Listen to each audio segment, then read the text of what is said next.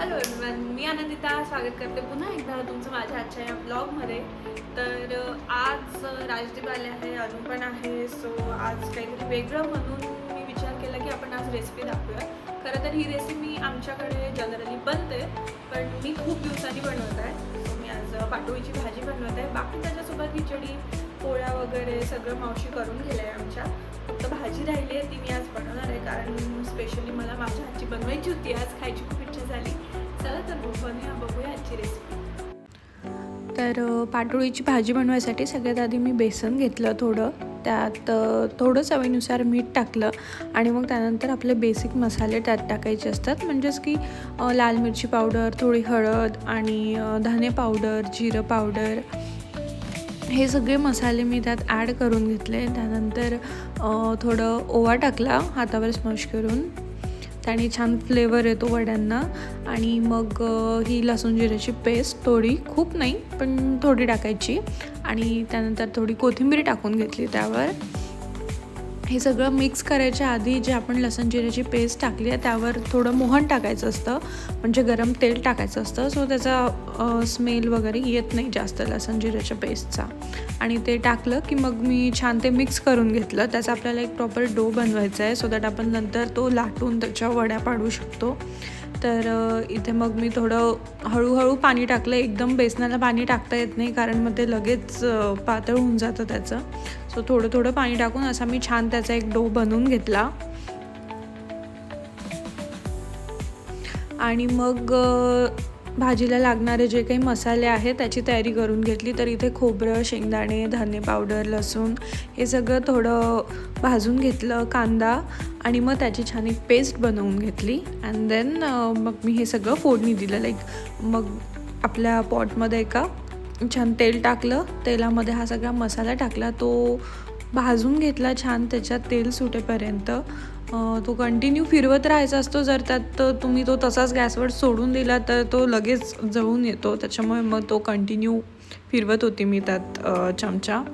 आणि थोडं तो झाला की त्यात परत मग आपले मसाले टाकायचे, हळद, लाल मिरची पावडर आणि बाकी कुठला गरम मसाला किंवा गोडा मसाला तुम्हाला आवडत असेल तर मी थोडा गोडा मसाला टाकला आहे.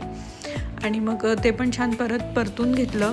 थोडं तेल सुटेपर्यंत बराच वेळ तो मसाला मी गॅसवर भाजून घेतला आहे. आणि मसाला भाजेपर्यंत बाजूला मी एक गरम पाणी ठेवलं आहे म्हणजे तेल सुटलं मसाल्याला की मग मी त्यात गरम पाणी टाकेल. आणि आता मी तेच करते. आणि यात मुद्दाम स्पेशली गरम पाणी टाकलं. जर थंड पाणी आपण टाकलं तर त्याची चव जाते. गरम पाणी जर तुम्ही टाकलं तर त्याची टेस्ट सेम तशीच राहते. आणि थोडं मसाल्याचं पाणी होतं उरलेलं, तर ते पण मी त्यात ॲड करून घेतलं. आणि आता याला छान उकळी येऊ देईल, त्यानंतर यात मी वड्या टाकेल. आणि यानंतर एक छोटासा ॲक्सिडेंट झाला आहे. माझा हात, मी हा एक गरम भांडं उचललं, माझं लक्षच नाही की ते गरम आहे कारण त्यात काहीच नव्हतं, आणि मग मला खूप लागलं. एनिवे, आता आपण पुढे जाऊया. हे सगळं छोटं मोठं किचनमध्ये असल्यावर होतच राहतं. मग मी जो तो बेसनाचा डो तयार करून घेतला होता तो छान लाटून घेतला एका पोळीसारखा, आणि त्याचे मस्त छोटे छोटे वड्या करून घेतल्या काजू कतलीसारख्या. आणि त्या मग या रस्स्यामध्ये सोडल्या. थोडी उकळी येऊ दिली होती आधी मी त्या भाजीला, आणि त्यानंतर मग त्या वड्या त्यात टाकल्या, त्या शिजू दिल्या बराच वेळ. आणि झालं मग वरून कोथिंबीर गार्निशिंग करायची आणि झाली भाजी. तर हे लागलं होतं मला आणि मी खूप वेळ पाण्यात ठेवला होता माझा हात थंड व्हायला. त्यानंतर कुठे जाऊन माझी थोडी आग कमी झाली होती हाताची. मग राजदीपने पटकन जाऊन घालून ऑइंटमेंट वगैरे घेऊन आले होते आणि ते सगळं बँडेज मला करून दिलं त्यांनी. आणि ते नेमकं उजव्या हाताला झालं, त्यामुळे आता जेवायचं कसं म्हणून परीक्षितने मला लहान बाळासारखे छान तुकडे करून दिले पोळीचे. आम्ही फिगर आउटच करत होतो कसं जेवायचं. पण ठीक आहे, मग ते कसं बसं मॅनेज झालं. आणि मला लागलं म्हणून आता मला स्पेशल ट्रीटमेंट मिळते. मला छान आयतं आईस्क्रीम मिळते आणून वगैरे. मग मी राजदीप आणि अनु जेवण वगैरे केलं त्यांनी छान, आणि मग खाली गेले होते ते थोडं फिरायला. सो आम्ही दोघं होतो घरी. मग परीक्षेने मला आईस्क्रीम दिलं.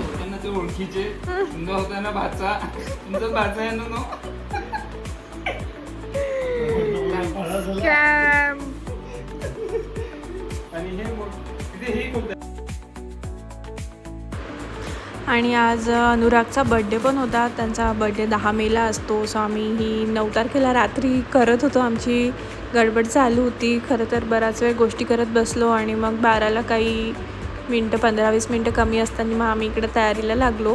कारण तेव्हा अनु काहीतरी त्यांचं वाचत बसले होते, कोर्सेस करत होते लॅपटॉपवर. सो तेवढ्या वेळात आम्ही मग तिघांनी इकडे पटपट सगळं आवरून घेतलं. त्या हॅपी बर्थडे स्टिच केलं, केक आणलं, थोडं छोटं मोठं डेकोरेट केलं आणि मग सगळं लाईट्स वगैरे ऑफ करून अनुला बोलवलं. ते तिथेच होते पण त्यांना काहीही कळलं नाही की काय चालू आहे, आम्ही काय करतो आहे. कारण ते हेडफोन घालून बसले होते, त्याच्यामुळे त्यांना काही आत्तापत्ता नव्हतं. त्यांना हे पण माहिती नव्हतं की आम्हाला माहिती आहे की नाही आहे बड्डे. सो जस्ट एक शॉर्ट रात्रीचं आम्ही सेलिब्रेशन करून घेतलं त्यांचं. मस्त केक कटिंग वगैरे करून घेतलं, केक खाऊन घेतला आणि त्याच्यानंतर पण आम्ही बराच वेळ गोष्टी करत बसलो होतो. सो असा गेला आज आमचा दिवस. तुम्हाला जर माझा आजचा व्लॉग आवडला असेल तर नक्की लाईक करा, शेअर करा आणि सबस्क्राईब करा. प्लीज पूर्ण व्लॉग बघा म्हणजे की मला व्ह्यूज येतील. अर्ध्यात व्लॉग बघून लाईक करून सोडून नका देऊ. प्लीज व्हिडिओ शेवटपर्यंत बघत जा. तर थँक्यू सो मच एव्हरीवन. भेटते तुम्हाला पुढच्या व्लॉगमध्ये. Till then take care. Bye bye.